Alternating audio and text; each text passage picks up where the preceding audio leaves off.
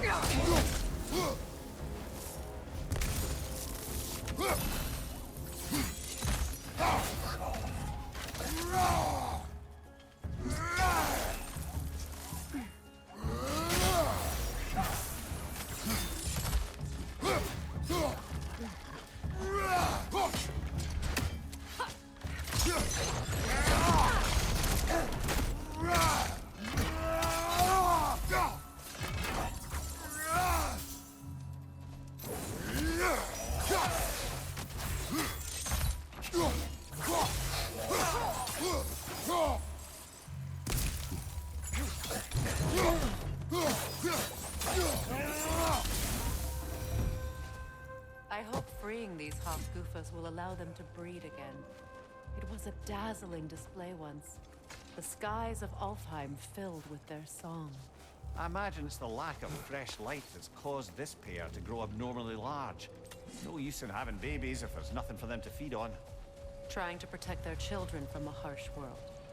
I can relate.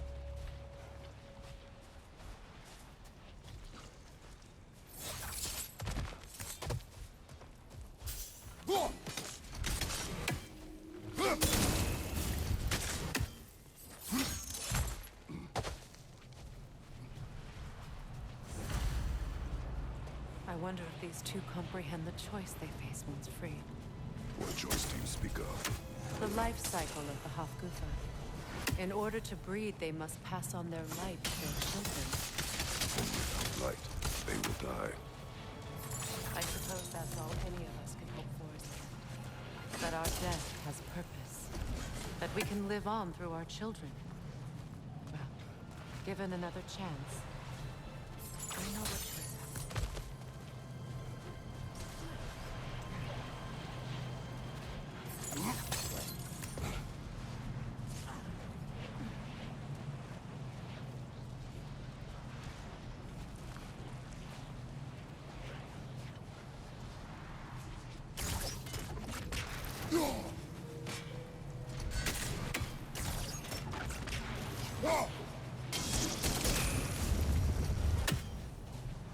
Good. Almost there.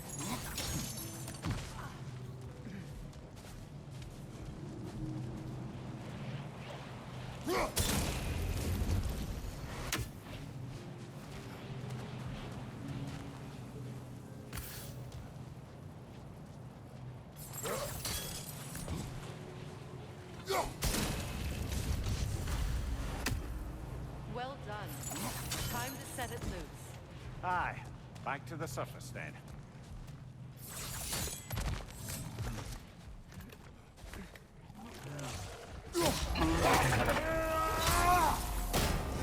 Behind you, brother! Still unpleasant!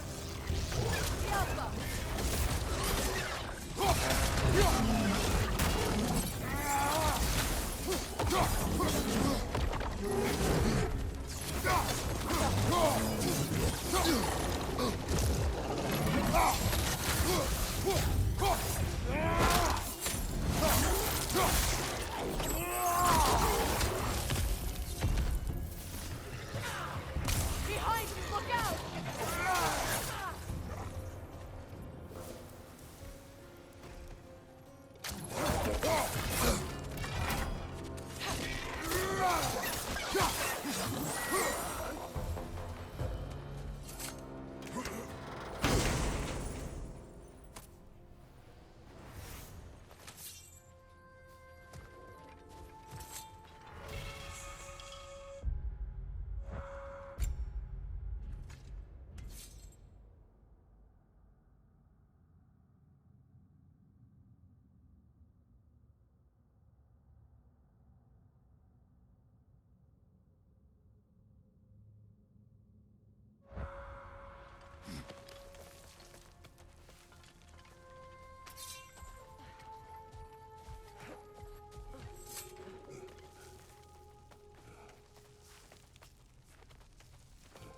fate of these creatures.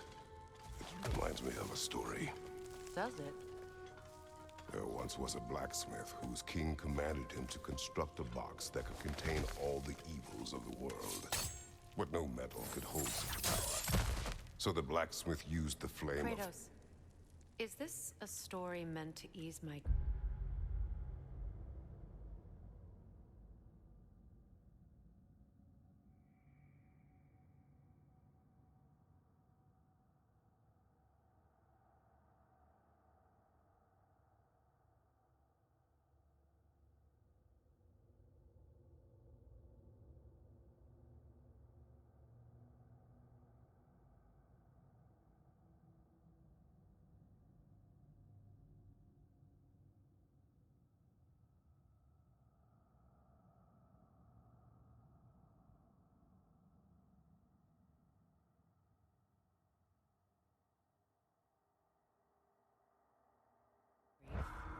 Perhaps it is just a story.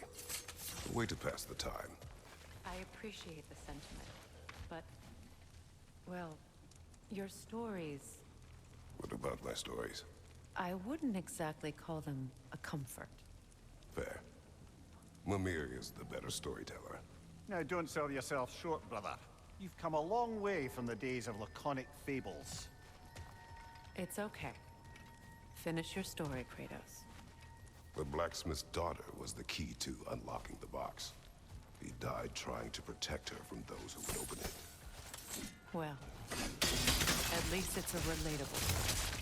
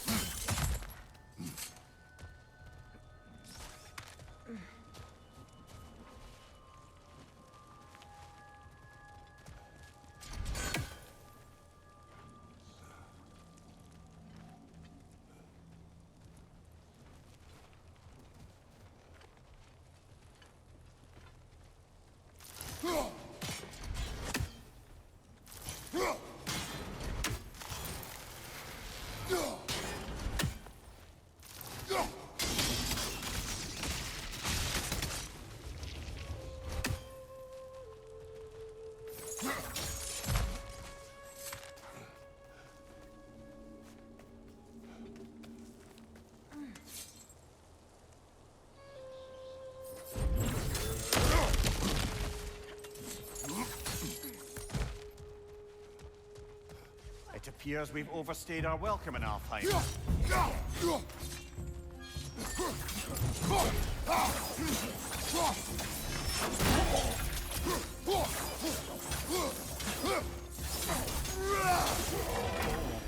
Time to end this storm.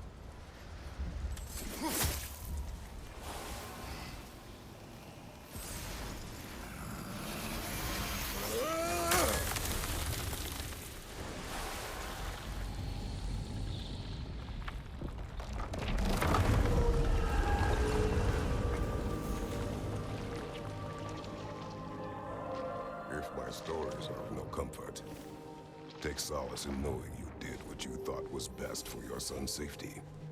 Even these creatures know. There is little choice for a parent. You are not alone. I'm not, am I? And now neither are they.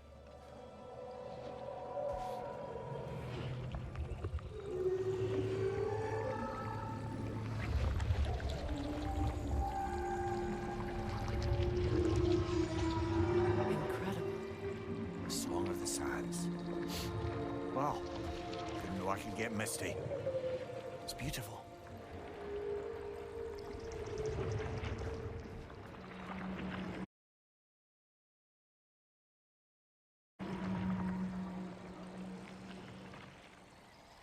Thank you, Kratos. This land sings once more. We've done good here.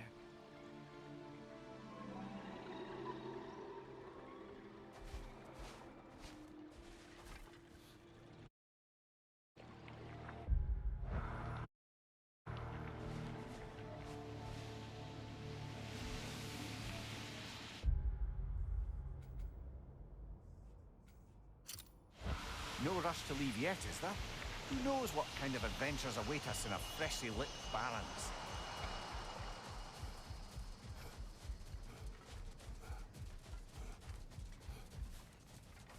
A light elf statue in the desert. Odd. On top of ancient elven ruins? I'd have to agree.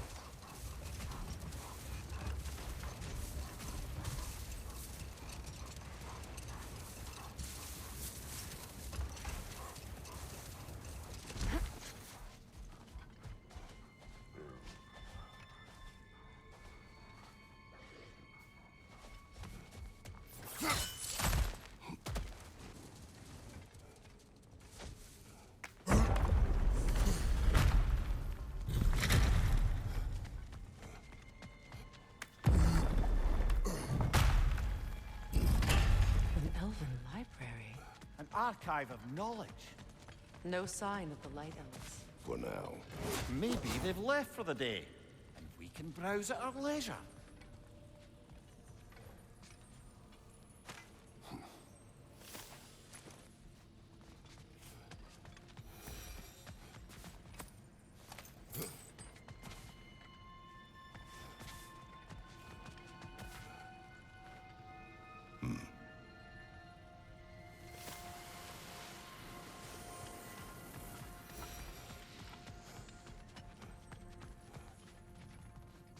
What's that? A diagram for a sword hilt. Perhaps we should show it to one of the dwarves. They'll know what to do with it.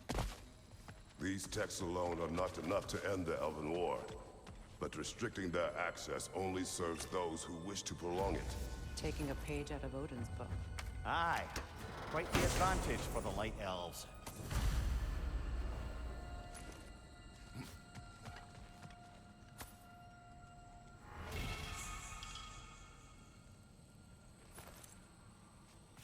This book is sealed, but there is an inscription. The console. Big Veer spoke of an exile of the same name. Odds are he'd like a gander at that particular text.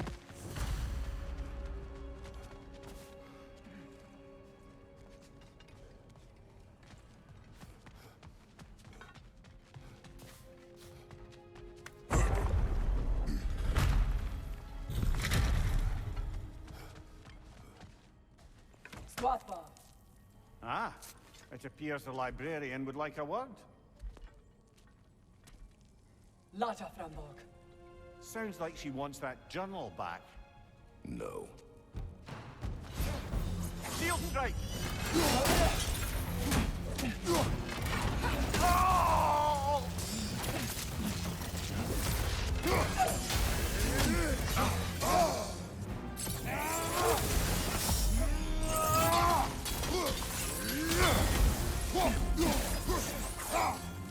Switching arrows!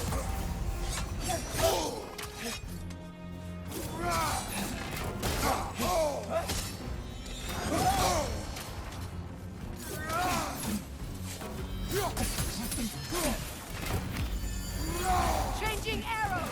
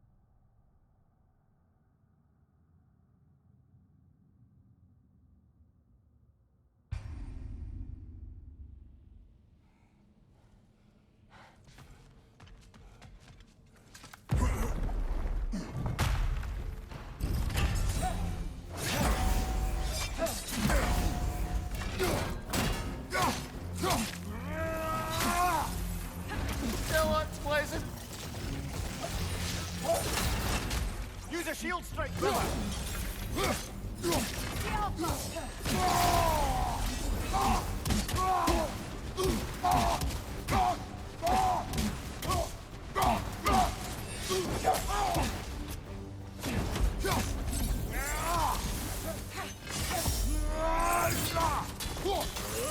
They're healing!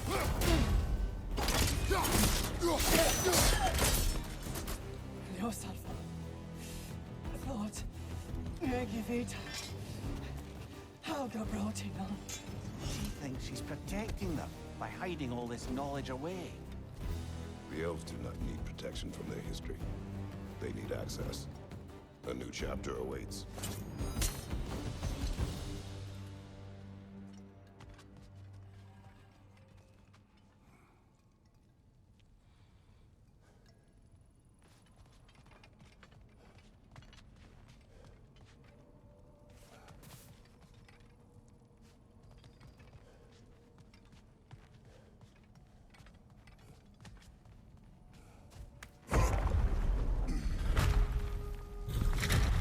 I'm impressed.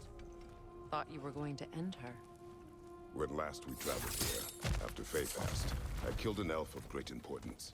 The ramifications were dire for his people. I do not wish to make the same mistake twice.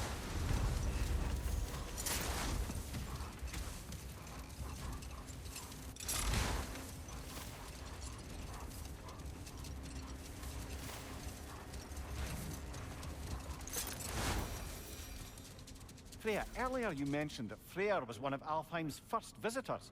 Care to elaborate? I wasn't in these lands at the dawn of realm travel. Well, we believed for a long time that all the giants had died in the flood, until one of them appeared in Vanaheim. Her name was Girth, and she came offering to teach us the secrets of traveling between realms using Bifrost light. Freyr became immediately infatuated with her. He always yearned to wander, and along came someone who could truly show him how. So, wander they did, exploring the World Tree from root to branch. But one day, it came time for Girth to wander away. Freyr was heartbroken, and resolved himself to perform some great feat to win her back. He set his aim on the grandest of gestures. He intended to be the first to find the elusive source of Bifrost light.